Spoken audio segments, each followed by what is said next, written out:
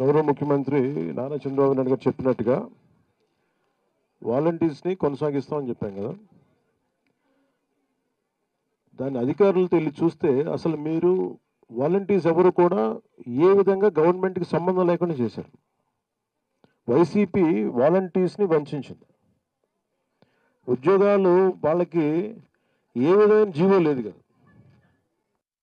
ఏ విధమైన జీవో ఇవ్వలేదు మీకు. తిరిగి ఇప్పుడు మనం ప్రభుత్వం మీకు ఒక పర్మిషన్ ఇచ్చి, గత ప్రభుత్వం ఇది అఫీషియల్గా ఇది ఇస్తే వాళ్ళు చాలా వంచనతోటి చేశారు.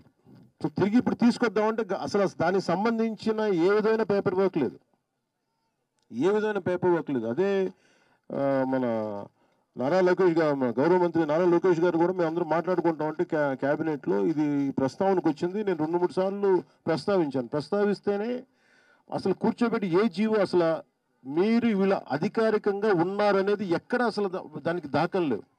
మీకు గవర్నమెంట్ నుంచి శాలరీస్ రాలా, వాలంటీర్స్ అందరికీ కూడా మీరు చూస్తే గవర్నమెంట్ నుంచి శాలరీస్ రాలా.